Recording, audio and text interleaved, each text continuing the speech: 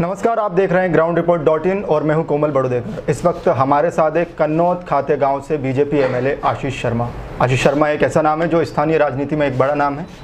इसके अलावा नर्मदा अभियान के तहत नर्मदा पैदल मार्च के दौरान एक बड़ा नाम उभर कर सामने आया था उस टाइम, जब ये नर्मदा संरक्षण की जब बात चल रही थी। आज हम इनसे बात करेंगे कन्नौद विधानसभा के क्षेत्रों की समस्याओं को लेकर और कैसे इनका राजनीतिक सफर रहा है।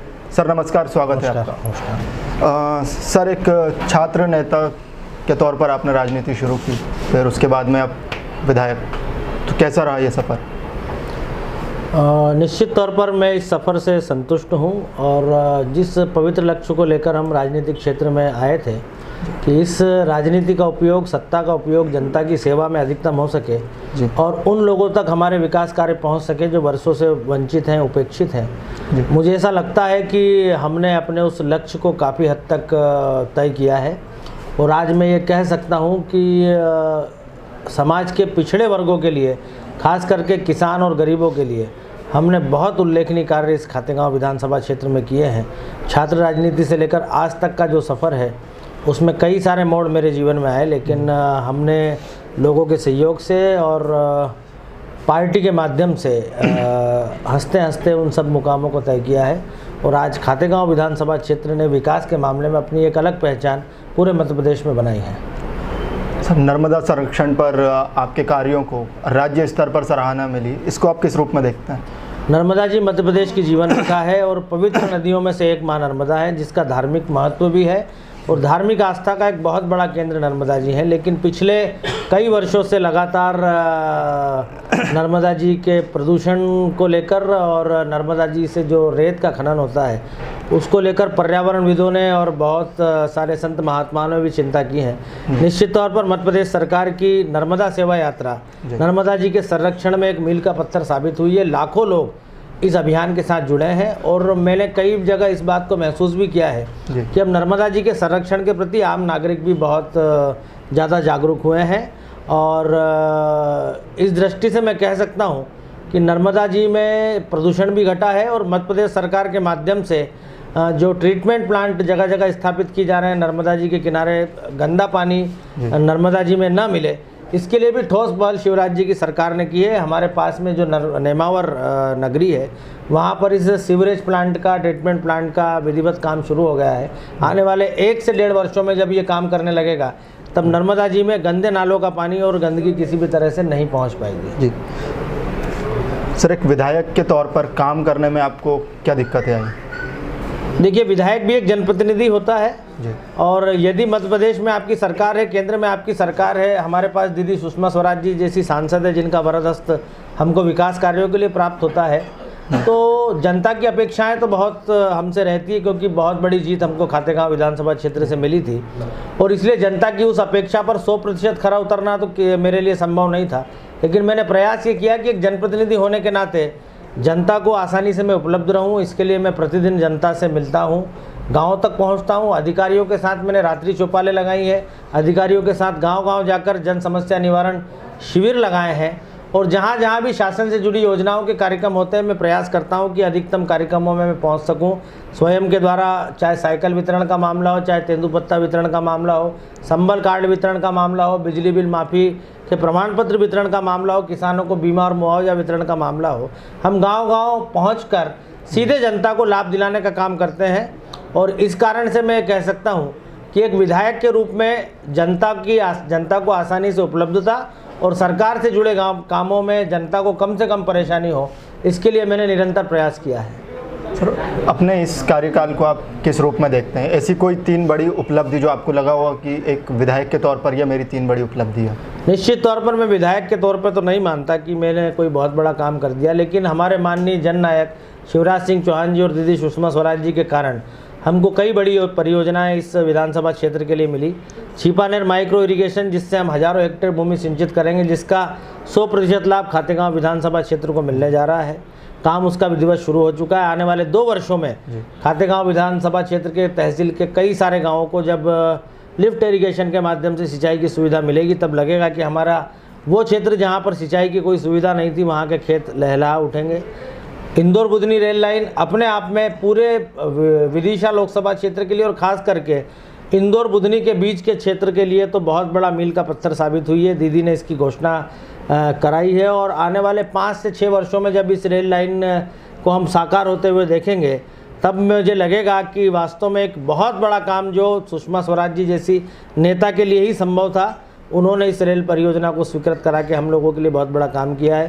क्षेत्र के विकास के लिए अच्छी सड़कें होना परम आवश्यक है। सिंचाई के क्षेत्र में हमने काम किया है, परिवहन के क्षेत्र में हमने काम किया है, लेकिन इस हमारे विधानसभा को इंदौर बैतूल नेशनल हाईवे के माध्यम से परिवहन से जोड़ा जाता है और इसको भी 4 लेन के रूप में स्वीकृत कराना एक मैं बड़ा काम मानता हूँ। खातेगांव कॉलेज की बिल्डिंग को स्वीकृत कराना, कुछ बैराज डैम बनाना, ऐसे ये कई सारे काम हैं जिनको मैं मानता हूं कि खातेगांव विधानसभा क्षेत्र में हमने कराकर लोगों की बड़ी समस्या को हल करने का काम किया है।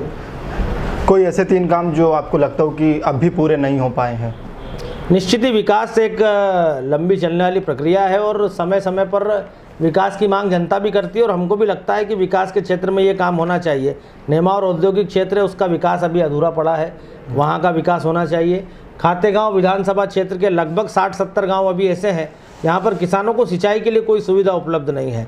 उन लोगों को भी नर्मदा जी से 2 परियोजनाएं निर्मित करा के देव सिराले और पटरानी बांध जैसी परियोजनाओं को अंतिम रूप दिलाकर प्रयास करेंगे कि उन 60-70 गाँवों तक भी नहरों के माध्यम से सिंचाई का पानी पहुँच सके। मैं मानता हूँ ये काम भी अभी अधूरा है।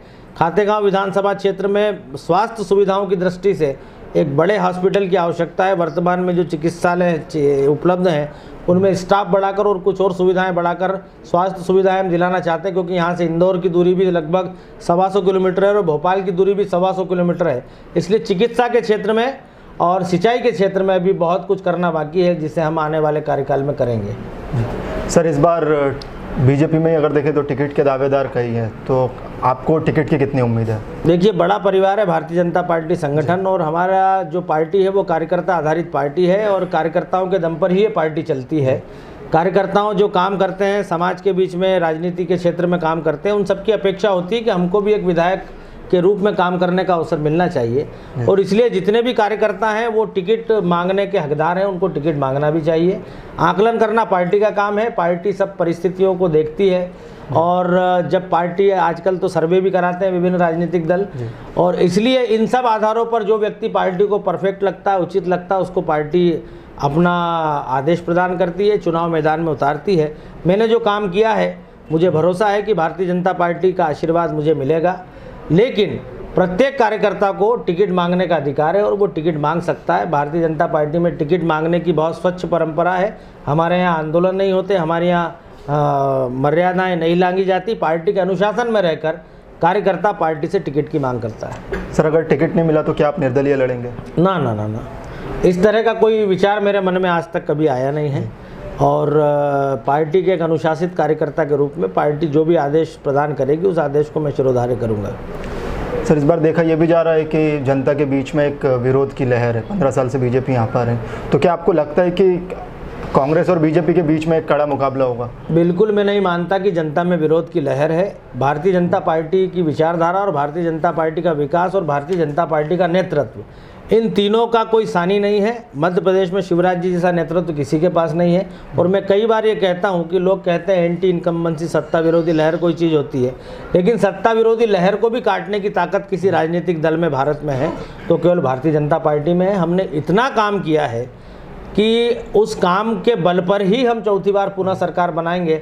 आज समाज का ऐसा कोई वर्ग नहीं है जो भारतीय जनता पार्टी की सरकार से लाभान्वित नहीं हुआ है। SC/ST एक्ट के मुद्दे पर बीजेपी भी जो है वो 2 रूपों में बटा हुआ देखता है। अभी सवर्ण समाज एक अलग हुआ, स्पार्क्स पार्टी बनी, तो क्या आपको लगता है कि क्या एक जो वोटों का ध्रुवीकरण होगा?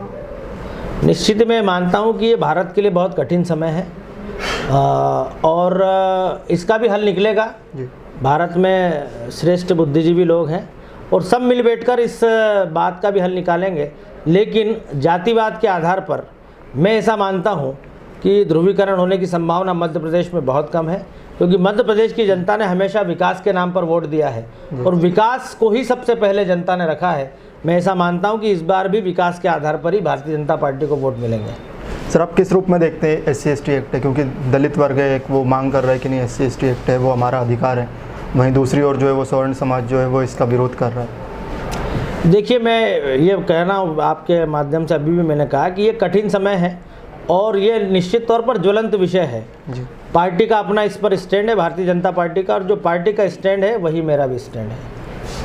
सर, ऐसा नहीं है कि कन्नौज में विकास नहीं हुआ है, हमने कई सड़कें भी घूमी, हम लोग आए क्षेत्र में बात भी की, लेकिन यहाँ अगर देखें तो आदिवासियों की भी एक बड़ी तादाद है, तो उनकी अपनी एक समस्या है कि जो वर्तमान विधायक है भैया, उन्होंने हमारी पानी की समस्याओं को सुलझाया नहीं है। पानी के जो स्रोत है वो उन्होंने खुद ही इकट्ठा किया, तो आप इसको किस रूप में? देखिए, पेयजल का संकट सब दूर है, पिछली बार भी बहुत कम बारिश हुई थी और इस बार भी बहुत कम बारिश हुई है। हमने पेयजल संकट के समाधान के लिए कई सारे गाँव में नल जल योजनाएं स्वीकृत कराई हैं, जो आज नल के माध्यम से उन गाँव में पानी मिल रहा है। जहाँ पर प्राकृतिक स्रोत सूख चुके हैं वहाँ पर हमने ट्यूबवेल खनन कराया है और ट्यूबवेल के माध्यम से लोगों को पानी दिलवाया जा रहा है। पूरी विधानसभा क्षेत्र के लिए नर्मदा पेयजल योजना हमारी स्वीकृति के लिए केंद्र सरकार को गई हुई है। उस अनुदान के माध्यम से बड़े फंड के माध्यम से वो योजना स्वीकृत होनी है, लेकिन हमने उसकी भी DPR तैयार कर रखी है। अगर वो योजना स्वीकृत हो जाती है तो हम अपने विधानसभा क्षेत्र के प्रत्येक गांव को नर्मदा जी का जल उपलब्ध करा पाएंगे। लेकिन जहां कहीं भी पानी का संकट होता है वहां पर हम पानी की मोटर दिलवाकर, ट्यूबवेल खनन कराकर, पाइपलाइन डलवाकर हमने पेयजल संकट का निदान करने का प्रयास किया है। लेकिन बारिश चूँकि कम हुई है, इस कारण मैं इससे इनकार भी नहीं करता कि कहीं पर पेयजल संकट नहीं होगा, पर हम सब मिलकर और स्थानीय पंचायतों के माध्यम से, जनप्रतिनिधियों के माध्यम से अगर इस बार भी जल संकट आता है तो हम उसको निपटने का प्रयास करेंगे। सर, आपके बारे में थोड़ा रिसर्च कर रहे थे तो खबरें ऐसी भी आई कि आप कर्मठ कार्यकर्ता तो थे ही शुरू से, लेकिन इसके अलावा आप सिर्फ जीविका चलाने के लिए अपनी आप ब्रेड बेचा करते थे, तो क्या आप इसको इस रूप में देखते हैं कि जो प्रधानमंत्री हैं वो चाय बेचा करते थे और उसके बाद में एक बड़ा प्रधानमंत्री सर्वोच्च पद पर बैठे? देखिए, व्यक्ति को नीचे से ऊपर पहुंचाने का काम जनता करती है जी। और जनता के बीच लगातार काम करते रहने से व्यक्ति को जनता जब पसंद करती है तो कई बार उसको ऐसा मुकाम राजनीतिक क्षेत्र में या अन्य क्षेत्रों में हासिल होता है जिस पर जनता उसको पहुंचाती है। व्यवसाय करना कोई भी छोटा बड़ा नहीं होता। अपनी आजीविका चलाने के लिए हम साफ सुथरा कोई भी व्यवसाय कर सकते हैं और मैं ऐसा नहीं मानता कि कोई व्यवसाय छोटा या बड़ा होता है, लेकिन अपने व्यवसाय के कारण कभी अपने मन में किसी प्रकार की हीनता नहीं आना चाहिए, क्योंकि हम अपनी आजीविका चलाने के लिए, अपने परिवार को चलाने के लिए वो काम को अपनाते हैं। इसलिए मैं ऐसा नहीं मानता कि मैं अगर इतनी छोटी जगह से यहाँ तक आया हूँ तो हमारे काम है, हमको अच्छे से अच्छा काम करना इस समाज में आवश्यक है, क्योंकि हम एक अच्छी परंपरा को स्थापित करने के लिए और अच्छे संस्कारों के साथ इस सार्वजनिक जीवन में प्रवेश कर रहे हैं। इसलिए हमारी सामूहिक जिम्मेदारी है कि हम अच्छे विचारों को और अच्छे संस्कारों को राजनीतिक क्षेत्र में महत्व दें। सर, आप नगर अध्यक्ष भी रहे, उस दौरान खबरें ऐसी भी आई कि मजदूरों को वेतन नहीं मिला। कई बार शासन से अलॉटमेंट आने में थोड़ा विलम्ब हो जाता था, इस कारण किसी एक आध महीने में वेतन बंटने में थोड़ा विलम्ब जरूर होता था, लेकिन हमने प्रयास यही किया कि कर्मचारियों को वेतन भी समय पर मिले। इक्का दुक्का बार कभी ऐसा हुआ तो मुझे अब याद नहीं, क्योंकि उस बात को 5-6 वर्ष का से ज़्यादा का समय हो चुका है, लेकिन अमूमन हमने समस्त कर्मचारियों का, मजदूरों का, सभी का ध्यान रखा कि उनको समय पर वेतन मिल सके। सर, विरोधी है वो आप पर आरोप भी लगा चुके हैं कि खनन वगैरह को लेकर, डंपर वगैरह को लेकर कि सर आपके कई डंपर चल रहे हैं, खनन हो रहा है तेजी से। इस तरह के आरोप राजनीतिक क्षेत्र में मैंने कई बार का सामना किया है, लेकिन आज तक जिन लोगों ने भी मेरे ऊपर ये आरोप लगाए वो आज तक मेरा एक डंपर नहीं बता सके, आज तक 1 इंच ज़मीन नहीं बता सके। विरोधियों का काम है आरोप लगाना, लेकिन आरोपों से हमारा मार्ग कभी हम उससे विचलित नहीं होंगे।